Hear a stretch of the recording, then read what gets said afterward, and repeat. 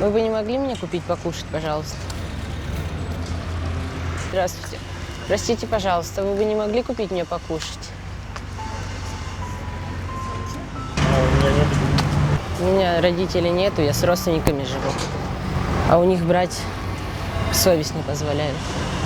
А у меня брать совесть позволяет?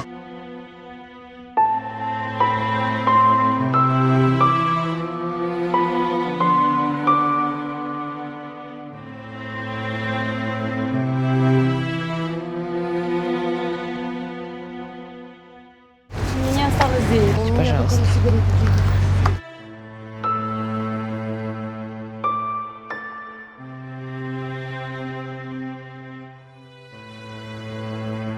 Мне покушать купить. Я просто голоден. Вон целая компания.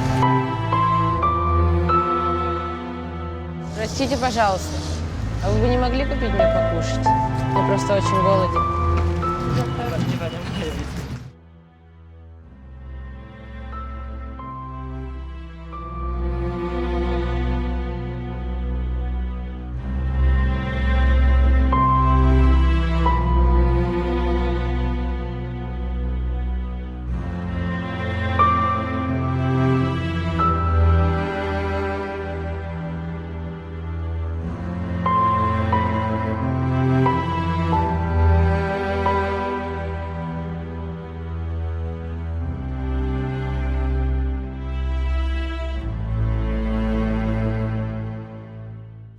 Мне неудобно спрашивать, но не могли бы вы мне поесть купить, пожалуйста?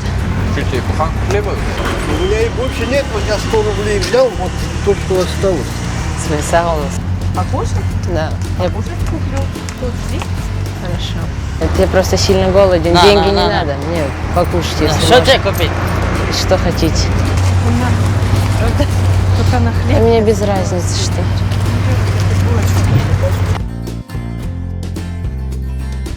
Просто правда кушать хочу. возьми сам себе, возьми. Нет, Я нет. же себе от души даю. Нет, нет, не надо, честное слово. Я не попрошайка. Нет. Спасибо большое. Нет. Даже сейчас молока купим, чуть-чуть купим. Что хотите, честное слово. Просто голоден. Без разницы. Пошли с нами?